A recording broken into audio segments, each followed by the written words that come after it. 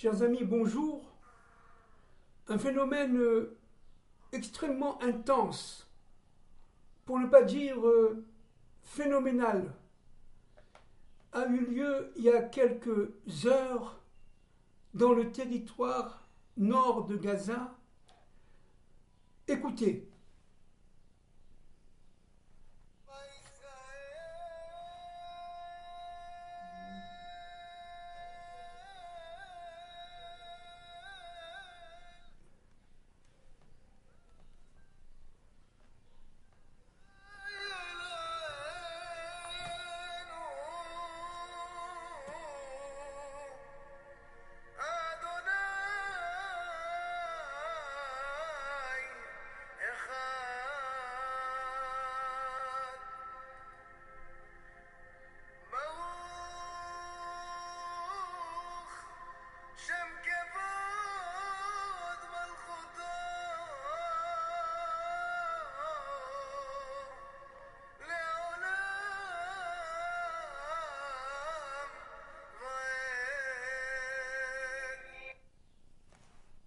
Bon, évidemment, un document exceptionnel, absolument exceptionnel, que nous allons essayer de comprendre.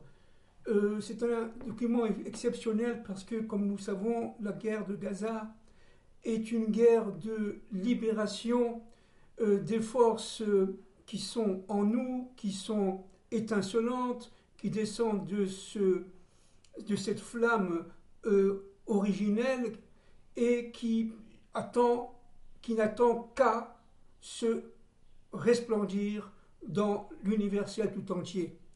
La guerre de Gaza est une guerre de libération, si vous voulez, de nos propres étincelles qui sont enfuies en nous.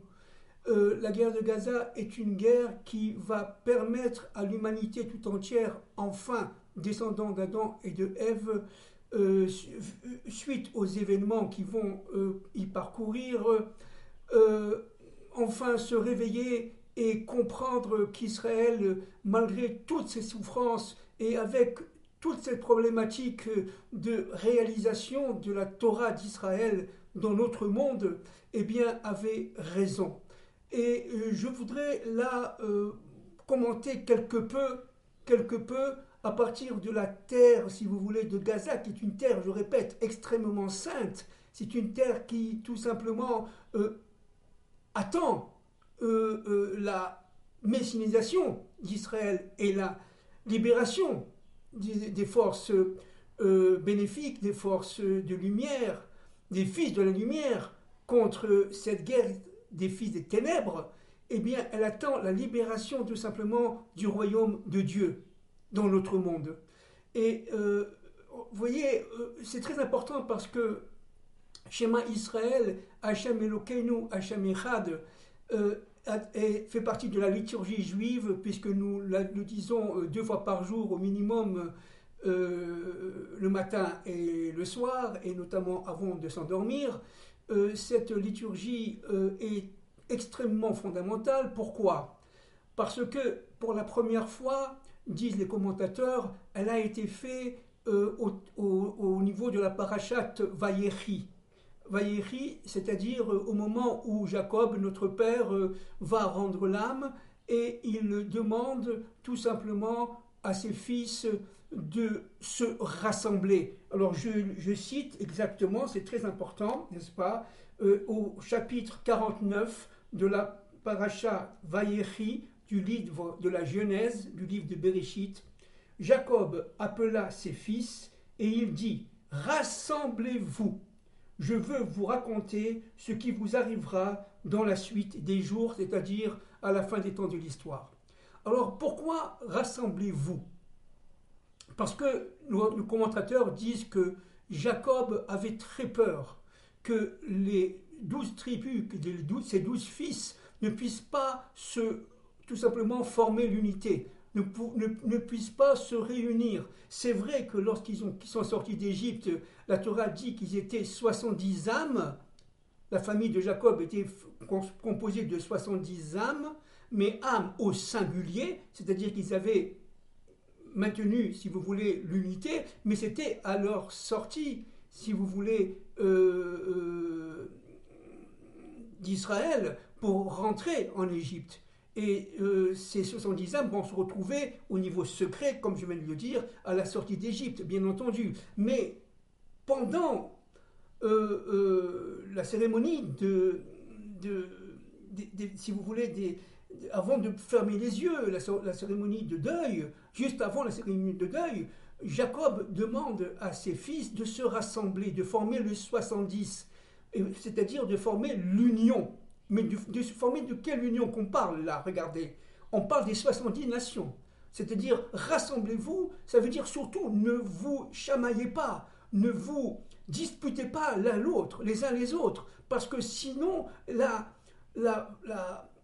plan de Dieu ne pourra pas s'accomplir dans l'histoire universelle. Vous êtes 12, mais le 12 est lié directement au chiffre 70, c'est-à-dire au Aïn de l'histoire. La lettre Aïn est à la même valeur numérique que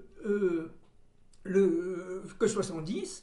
Donc à partir de ce moment-là, n'oublions pas, dit Jacob à ses enfants, que nous sommes tout simplement descendants d'Abraham, d'Isaac, et à partir du moment où nos pères, Abraham et Isaac, dit Jacob, ont réuni l'universel en eux, d'abord l'universel au niveau d'Abraham, mais après l'universel au niveau d'Isaac, n'est-ce pas, en terre d'Israël. Isaac n'est jamais sorti de la terre d'Israël. Bon, à partir de ce moment-là, il faut absolument continuer l'union des 12 tribus, l'union du peuple d'Israël, parce que dans le peuple d'Israël sont intégrés les 70 nations.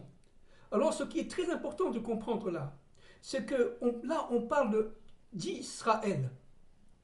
Et au niveau événementiel, si vous voulez, au niveau de l'historicité simple, cette phrase a été dite par les fils devant Jacob mourant, n'est-ce pas, en disant « N'aie pas peur, papa, nous sommes tout simplement réunis, tu veux qu'on se rassemble, on est réunis, écoute, toi Israël, Hachem est notre Dieu, Hachem est un. » C'est-à-dire que, en fin de compte, d'abord, ils n'ont pas dit « Écoute Jacob, notre père ». Ils ont dit « Écoute Israël ». Alors, qu'est-ce que c'est qu'Israël? Alors, il faut comprendre un peu plus maintenant par rapport à l'historiosophie de notre propre cheminement au sein des civilisations et notamment de ce quatrième empire qui est l'Occident. Il faut comprendre que Jacob a passé une nuit extrêmement compliquée. C'était la nuit à Pléniel. La nuit à Pléniel, eh bien, il a rencontré l'ange de la mort. L'ange de la mort, disent nos commentateurs, c'était l'ange d'Ésaü. Et à ce moment-là, Jacob a combattu pendant toute la nuit, c'est-à-dire pendant tous les 2000 ans d'exil, par rapport notamment au quatrième empire, qui est le quatrième empire issu de Rome, c'est-à-dire l'Occident. Et Jacob, pendant 2000 ans, n'est-ce pas, qui est représenté au niveau de la Torah par cette nuit à Pléniel, eh bien, Jacob va se battre contre l'ange d'Ésaü. Alors c'est très intéressant. D'abord, pourquoi il s'est battu? Parce que, tout simplement, l'ange d'Ésaü voulait l'empêcher de faire sa mission, coûte que coûte.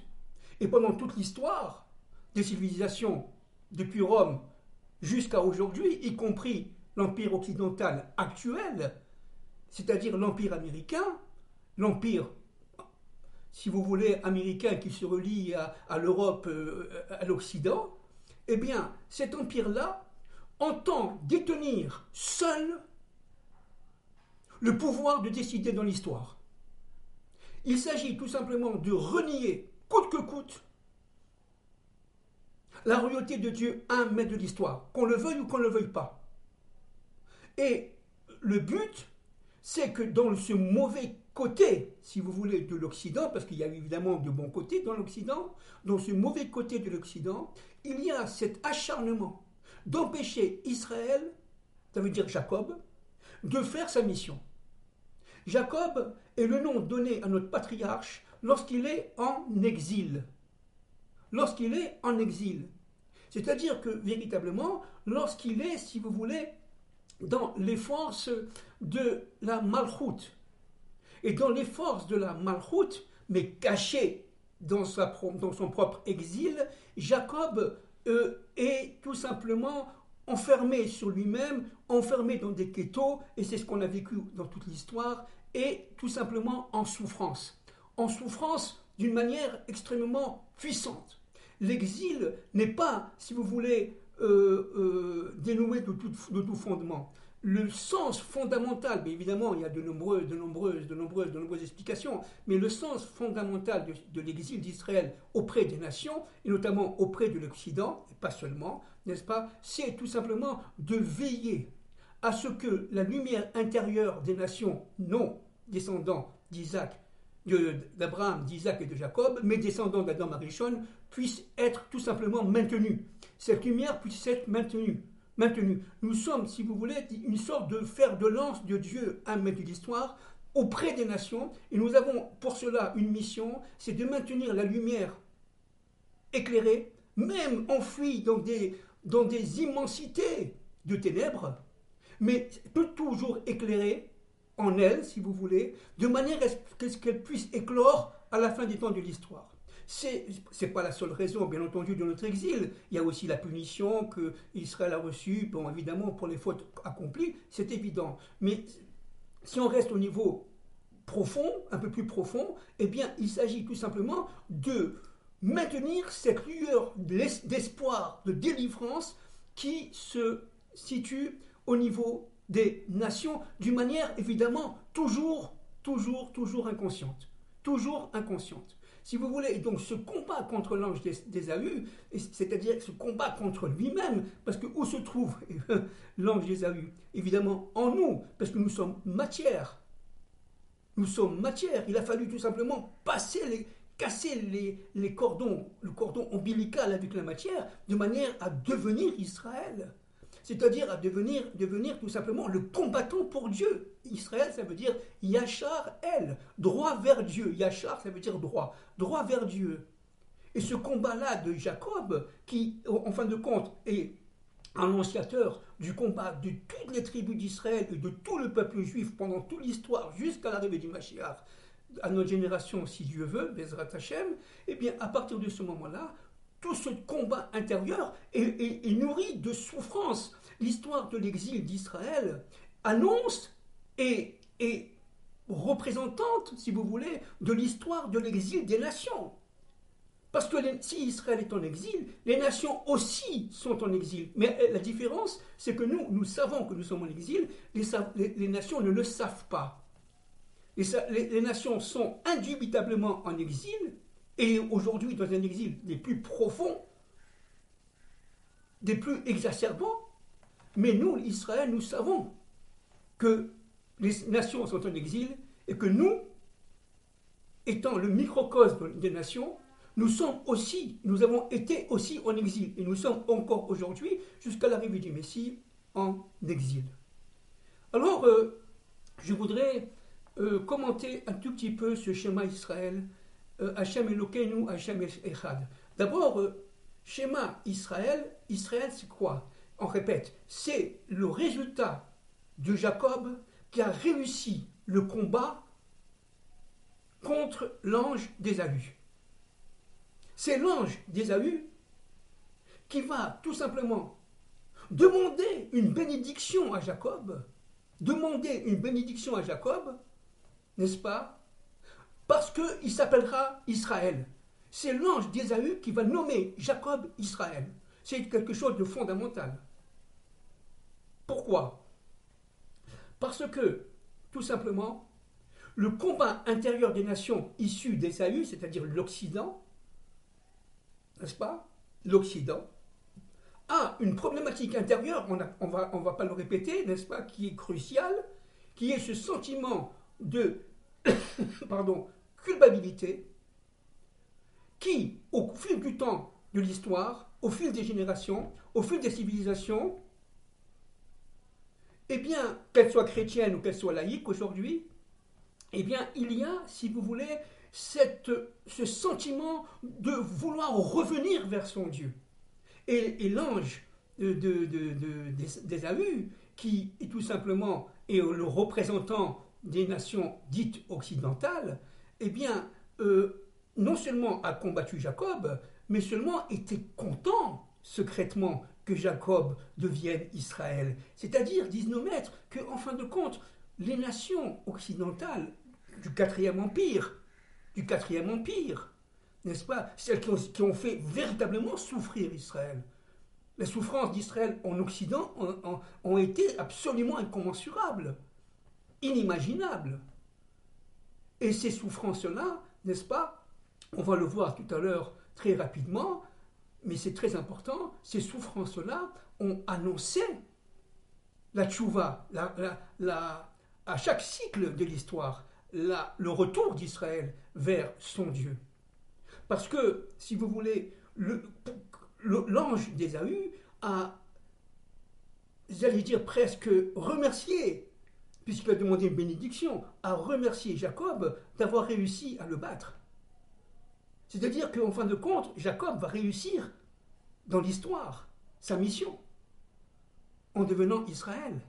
C'est-à-dire que Jacob, en devenant Israël, va sauver quelque part le monde qui descend d'Adam et de Ève.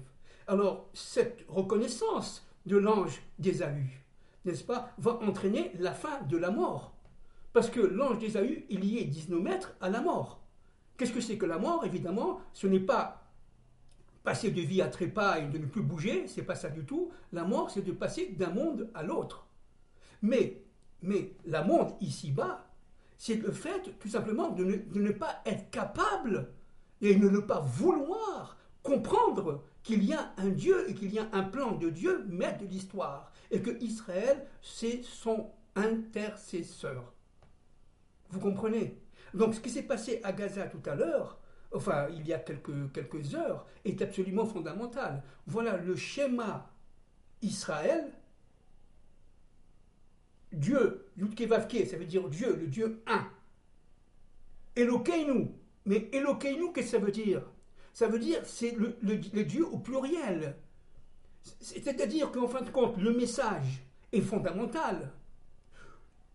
Dieu s'habille dans son unité, mais c'est une unité dans laquelle est issue la diversité.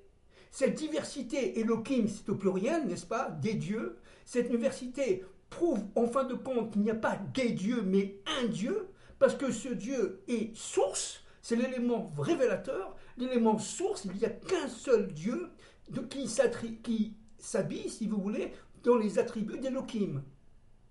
Donc, les fils de Jacob ont dit, papa, n'aie pas peur, on est rassemblés et on comprend que ton combat a été de passer notre père Jacob à notre père Israël, parce que schéma Israël, tu es arrivé au niveau du schéma, ça veut dire au niveau de la compréhension, de l'écoute, mais c'est de l'écoute compréhensive.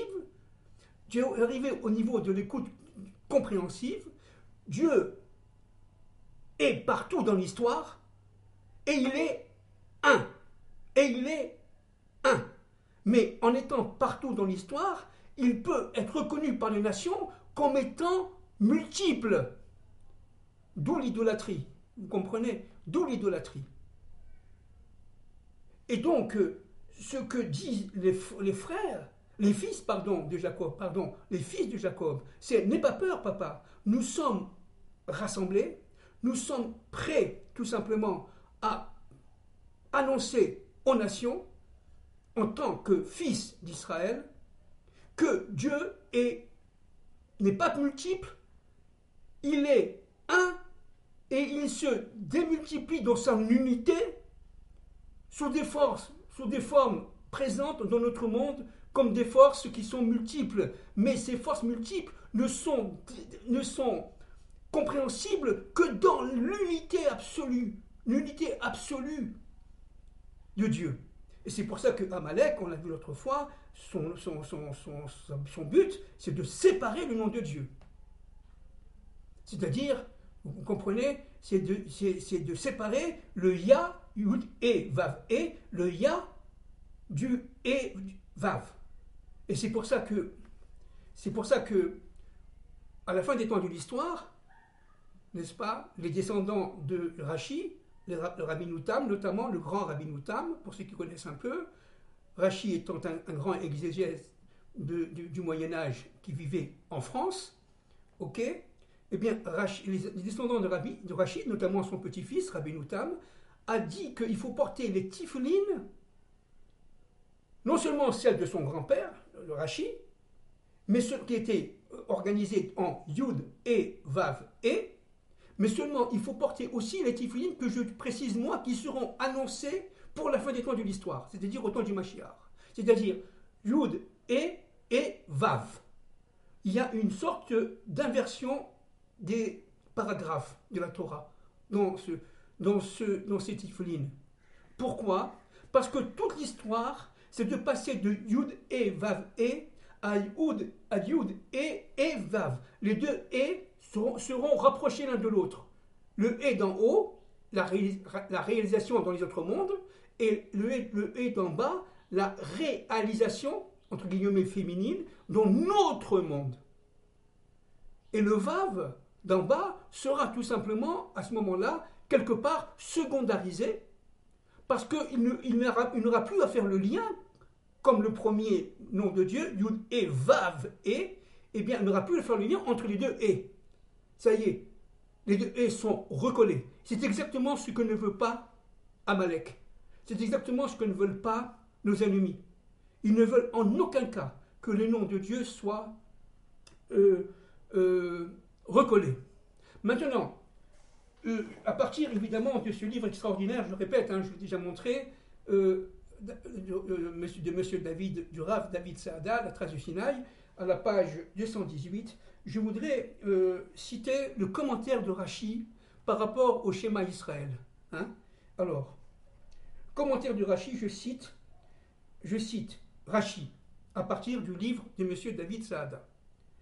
Yudke Vavke, qui est notre Dieu, maintenant, écoutez bien, maintenant, et non celui des nations, deviendra un jour Yudke Vavke 1. Comme il est écrit, car je convertirai alors les peuples à une langue pure pour qu'ils invoquent le nom de Yudke Vavke, prophète Sophonie 3.9, et, dit Rashi dans son commentaire sur le schéma Israël, en ce jour-là, Yudke Vavke sera un et son nom sera un. Évidemment, c'est tiré de la prophétie de Zacharie 14.9. Alors pourquoi c'est très très important? Parce que Rashi dit une chose très importante là. Il dit que le but d'Israël, c'est de faire en sorte que l'humanité comprenne que Dieu est un. Et que, en fin de compte, il soit proclamé à la fin des temps de l'histoire. Mais pour qu'il soit proclamé, il faut que les nations réussissent à retirer leurs voiles d'impureté qui sont en eux, qui sont en nous tous, mais pour le niveau des nations qui sont en elles, et que, en fin de compte, ces nations qui vont retirer le voile qui sont en elles vont resplendir leur lumière et vont se replacer par rapport au projet de Dieu et qui vont se retrouver avec les forces de Adam et de Ève avant la faute. Donc c'est un programme extraordinaire, c'est tout le programme de l'histoire. C'est tout le programme de l'historicité. Le but du peuple d'Israël, c'est tout simplement de réunir les noms de Dieu, donc de combattre Amalek qui veut diviser ces mêmes noms de Dieu. C'est pas pour rien que les nazis disaient Ya, en montant la main. Ya. Pourquoi Ya? Parce que c'est Yud et. En montant la main. La main, c'est quoi? C'est de Gematria, de valeur numérique 5. Donc vous voyez le problème, c'est que les nazis, c'est-à-dire les forces d'Amalek, veulent confisquer le 5 de la main de Dieu, de manière à ce que Dieu ne puisse jamais revenir dans son monde et que les deux et, le et d'en haut et le et d'en bas, ne soient jamais réunis. eh bien, ils ont, tout simplement, ils vont échouer. Le plan de Dieu va évidemment réussir. Le plan d'Amalek est voué à un échec retentissant, pour une raison très simple, et on le verra la prochaine fois, c'est que Amalek ne peut pas atteindre l'intégralité de cette force intérieure qui est en nous. Le plan de l'Occident qui a fait souffrir Israël est un plan d'extériorité environnementale. Jamais l'Occident, dans sa haine d'Israël, n'a pu pénétrer le peuple d'Israël dans son intériorité pour pouvoir carrément le dégager de ses rapports avec Dieu. C'est pour ça que Jacob, face au schéma Israël de ses fils, le prophète, bien sûr, notre père Jacob, avant de décéder, a dit Baruch Shem Kevod Malchuto Leolam Vaed. Béni soit son nom à jamais. Ça veut dire quoi? Ça veut dire qu'en fin de compte, ce nom qui a toujours été béni, à jamais, eh bien, se reflètera à la fin des temps, notamment au niveau des nations, dit Rachid dans son commentaire sur le schéma Israël, en citant les prophètes, par exemple, Zacharie.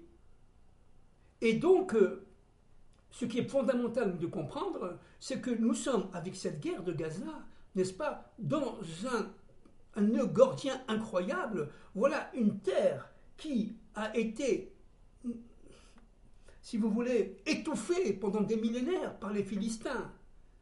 N'oublions pas le combat entre David et Goliath.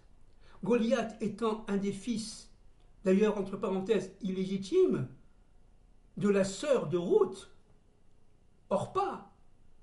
Et Orpa représente, disent nos maîtres des secrets, la femme initiale, primordiale, qui a fauté. Tandis que Ruth représente, disent nos maîtres kabbalistes, la femme qui n'a pas fauté, Ève qui n'a pas fauté, et qui reviendra à la fin de l'histoire. C'est pour ça que Orpa a donné Goliath, et le Philistin, qui se croyait tout simplement immortel, invincible, devant David, le gringalet, et voilà que David va tout simplement vaincre Goliath. C'est-à-dire qu'en fin de compte, les progénitures qui descendent de cette faute primordiale de la femme primitive, eh bien, cette progéniture n'a aucun avenir. Et qui c'est qui va le détruire? C'est David. Ruth, descendant de David. Le roi David ayant tué Goliath. Et comme par hasard, disent nos maîtres, il a reçu une pierre entre les deux yeux. Au niveau des tiflines. On revient au problème des tiflines. Et cette pierre a pénétré son cerveau et l'a évidemment tué. Et la Gemara dit une chose très importante, Goliath est mort comme ça, en tombant comme ça sur sa face. Il est tombé en tombant sur sa face. Donc c'est très important. Pourquoi? Parce que Goliath, de tout son poids, a eu sa face au sol. Complètement. C'est-à-dire qu'il n'y a plus de délivrance possible au niveau de Goliath. Alors, un autre point très très important, c'est que il est effectivement assuré bien sûr, de la victoire d'Israël sur ses ennemis. C'est évident puisque c'est écrit dans les textes.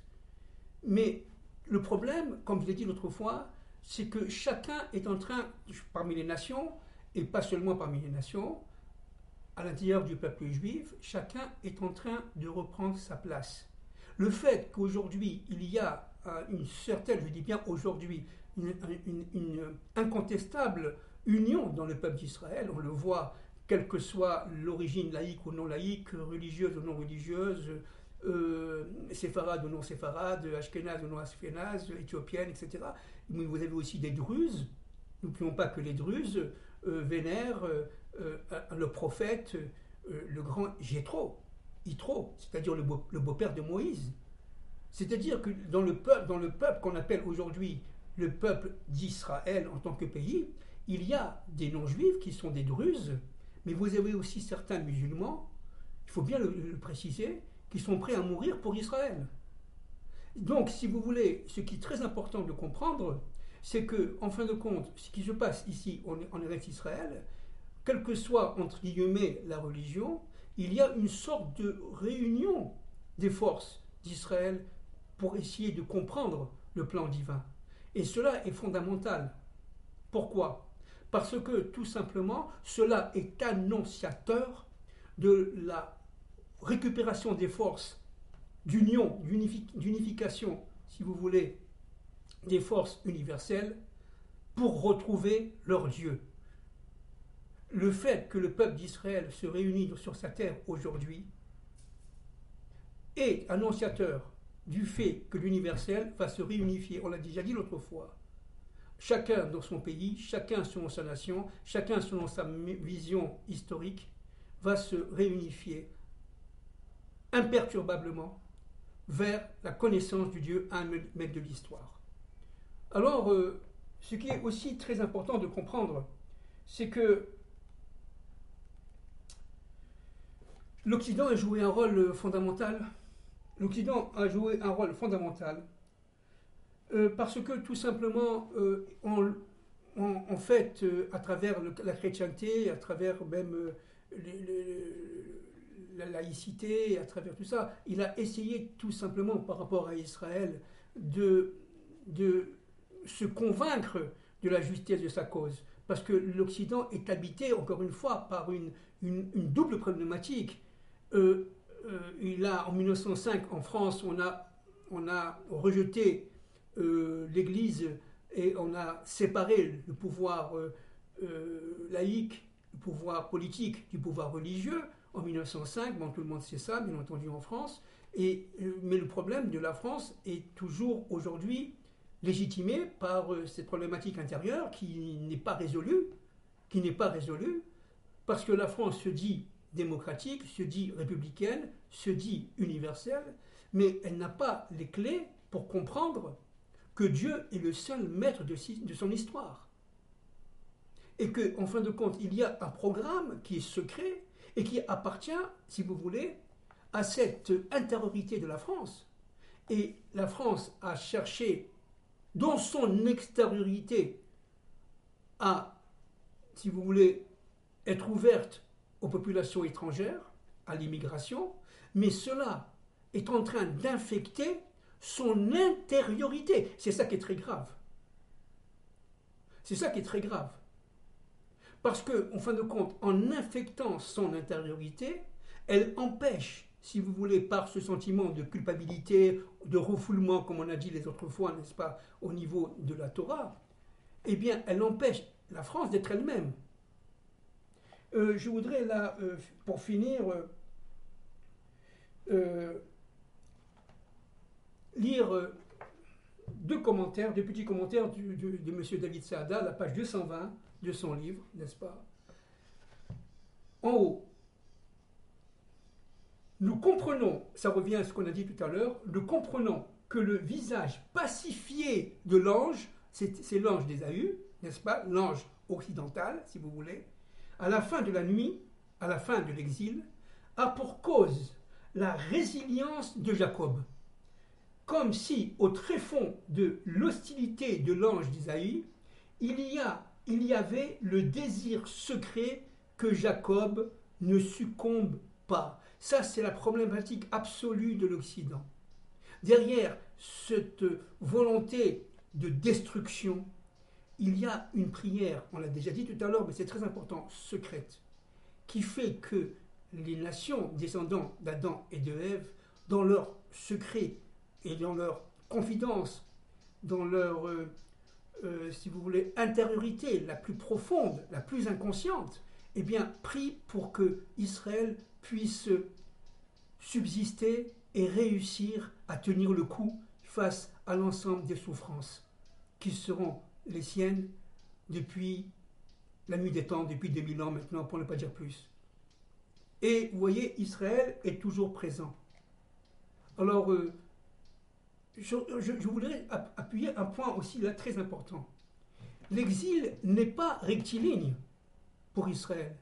L'exil forme une fonction, disent les mathématiciens, sinusoïdale, c'est-à-dire une fonction de fluctuation. Vous voyez, des fluctuations. Vous avez, et ça peut durer, ces fluctuations peuvent durer des siècles et des siècles, bien entendu. Mais vous avez toujours le même critère. Toujours le même critère. Israël se sent bien dans son environnement, comme Israël était bien en Égypte, au temps de Joseph, et l'Égypte étant le microcosme de l'exil d'Israël et du monde, et de l'universel. Puis arrive un pharaon qui ne connaît pas Joseph, qui va devenir antisémite. C'est-à-dire que les Juifs, si vous voulez, assimilés, bien nantis, bien dans leur peau, en oubliant de plus en plus leurs origines, vont tout simplement suivre et vivre une crise judéophobe absolument terrible, ou une crise d'antisémitisme, d'antijudaïsme, d'antisémitisme, aujourd'hui on dirait d'antisionisme, c'est la même chose, n'est-ce pas? Tellement fondamental que cela va les réveiller. Face à la douleur, il y a le réveil. Et ce réveil, c'est la teshuva. Ça veut dire le retour. C'est ce que nous vivons d'Israël vers son Dieu. C'est ce que nous vivons aujourd'hui absolument, absolument. Au sein du peuple d'Israël, de retour sur sa terre. Et heureux celui qui vit en Israël aujourd'hui et qui voit ces événements-là, parce que ce sont des événements éminemment messianiques. Les Juifs qui sont en dehors de la terre d'Israël aujourd'hui ne s'imaginent pas ce qu'ils perdent. Eh bien, parce que nous sommes véritablement au cœur de la fin de cette tragédie de l'exil, et à la veille de la sortie du Messie, fils de David.